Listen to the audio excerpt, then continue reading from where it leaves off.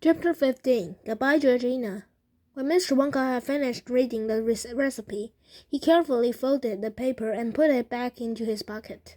A very, very complicated picture, mister, he said. So can you wonder it took me so long to get it just right? He held the bottle up high and gave it a little shake, and the pills rattled loudly inside it, like glass bats.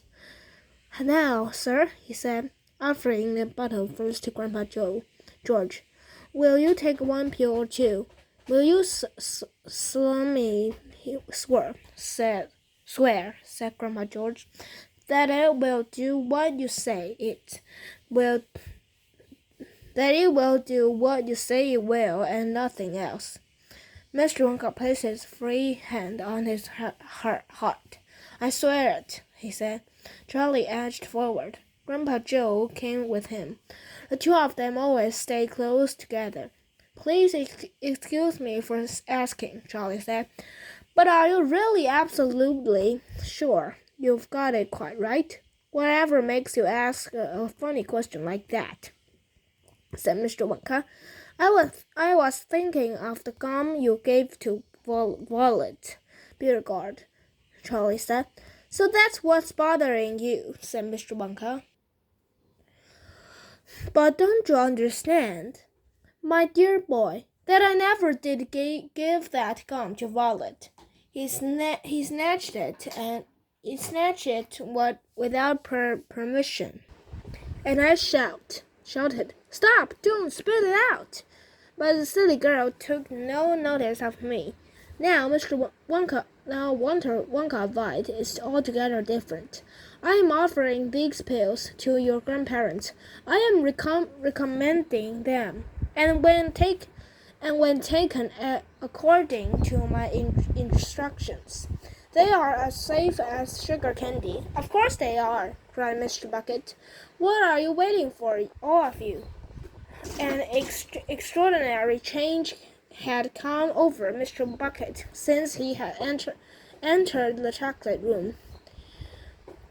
Normally, he was a pretty timid sort of person, a lifetime devoted to screwing caps onto the tops of toothpaste tubes in a toothpaste factory had turned him into a rather shy and quiet man.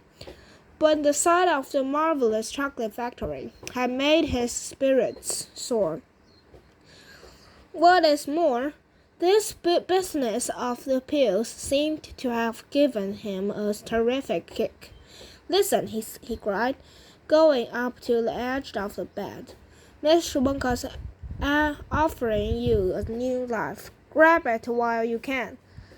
It's a delicious sensation, Mr. Wonka said, and it's very quick. You lose a ear a second. Exactly 1 ear falls away from you every second that goes by.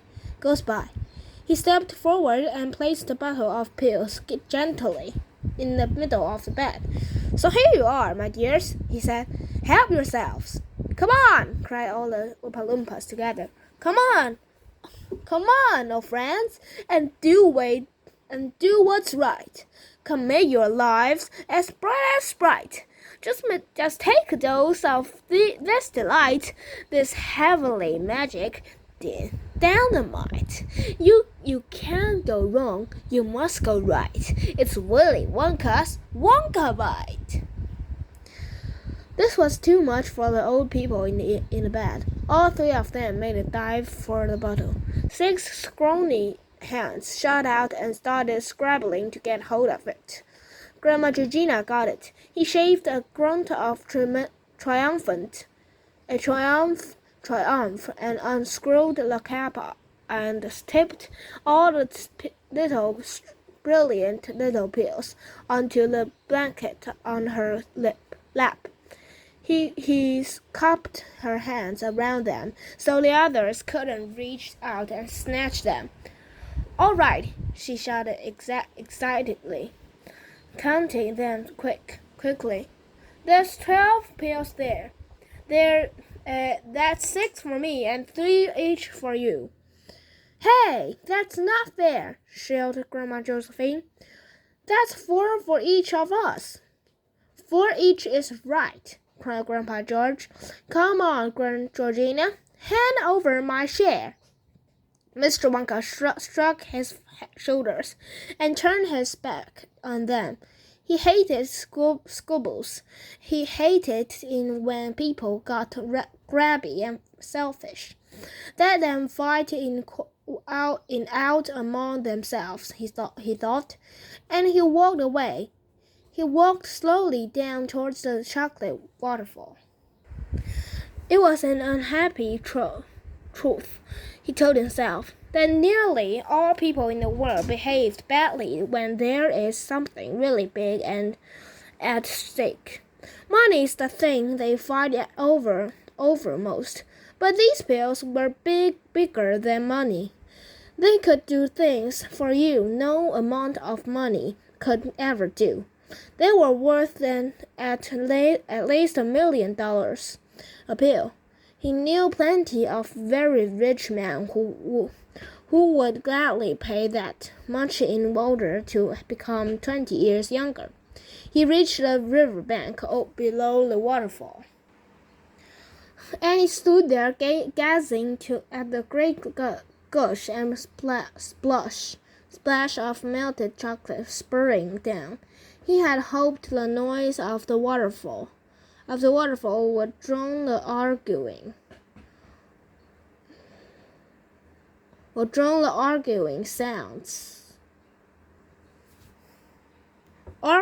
voices of the old grandparents in the bed, but it didn't, even with his back to them. He still couldn't help hearing the most of what they were saying. I got them first, Grandma Georgina was shouting. So they're mine to share out. Oh, no, they're not, shrilled Grandma Josephine. He didn't give them to you. He gave them to all 3 of us. I want my share, and no one's going to stop me getting it, yelled Grandpa George. Come on, woman, hand them over. Then came the voice of Grandpa Joe, cutting in sternly to the rabble. Stop this at once, he ordered. All 3 of you. You're behaving like savages. You keep out of this, Joe, and mind your own business, said Grandma Josephine. How you be careful, Josie, Grandma Joe went on. 4 is too many for one person anyway. That's right, Charlie said. Please, Grandma, why don't you just take one or two each like Mr. Wonka said. And that'll leave some for Grandpa Joe and Mother and Father. Yes, cried Mr. Bucket. I love one. Oh, wouldn't it be wonderful, said Mrs. Bucket, to be 20 years younger and not have itching feet anymore. Couldn't you spare just one for each of us, Mother? I'm afraid not, said Grandma Georgina. These pills are specially reserved for us 3 in the bed. Mr. Wonka said so. I want my share, shouted Grandpa George. Come on, Georgina, dish them out. Hey, let me go, you brute, cried Grandma Georgina. You're hurting me. Ow! All right. I'll show them out if you stop twisting my arm. That's better. Here's 4 for Josephine, and 4 for George, and 4 for me. Good, said Grandpa George. Now, who's got some water? Without looking around, Mr. Wonka knew that the 3 Oompa Loompas would be running to the bed with 3 glasses of water. Grandpa Oompa Loompas were always ready to help. There was a brief pause, and then, well, here goes, cried Grandpa George. Young and beautiful. That's what I'll be, shouted Grandma Josephine. Farewell, old age, cried Grandma Georgina. All together now, down the hatch. Then there was silence. Mr. Wonka was itching to turn around and look, but he forced himself to wait. Out of the corner of one eye, he could see the group of Oompa Loompas all motionless, their eyes fixed intently in the direction of the big bed over by the elevator. Then Charlie's voice broke the silence. "Wow!" he was shouting. "Just look at that! It's incredible! I can't believe it!" Grandpa Joe was yelling. "They're getting younger and younger. They really are. Just look at Grandpa George's hair and his teeth," cried Charlie. "Hey, Grandpa, you're getting lovely white teeth all over again." "Mother," cried Mrs. Bucket and Grandma Georgina to Grandma Georgina. "Oh, Mother, you're beautiful. You're so young. And just look at that," she went on, pointing at Grandpa George. "Isn't he handsome?" "What's it feel like, Josie?" asked Grandpa Joe excitedly. "Tell us what it feels like to be back to 30 again. Wait a minute. You look younger than 30. You can't be a day more than 20 now. But that's enough, isn't it? I should stop there if I were you. 20 is quite young enough." Mr. Wonka shook his head sadly and passed a hand over his eyes. If you'd been standing very close to him, you would have heard him murmuring softly under his breath. "Oh, dear, dear me. Here we go again." "Mother!" cried Mrs. Bucket. And now there was a shrill note of alarm in her voice. "Why don't you stop, Mother? You're going too far. You're way under 20. You can't be more than 15. You're 10. You're getting smaller, Mother." "Josie!" shouted Grandpa Joe. "Hey, Josie! Don't do it, Josie. You're shrinking. You're a little girl. Stop her. Somebody, quick." "They're all going too far," cried Charlie. "They look too much," said Mr. Bucket.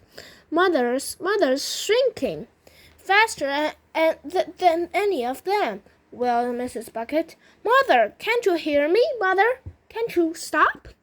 "My heavens, isn't it quick?" said Mr. Wonka, who seemed to be the only one enjoying it. "It really is a year a second." "But they've hardly got any more years left," wailed Grandpa Joe. "Mother's no more than 4 now," Mrs. Bucket cried out. "She's 3, 2, 1. Gracious me! What's happened to her? Where's she gone? Mother, Georgina, where are you? Mr. Wonka, come quickly, come here. Mr. Wonka, something frightful's happened. Something's gone wrong. My own mother's disappeared."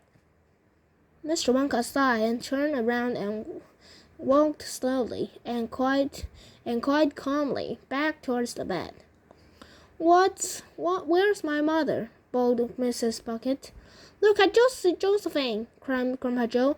"Just look at her, I ask you."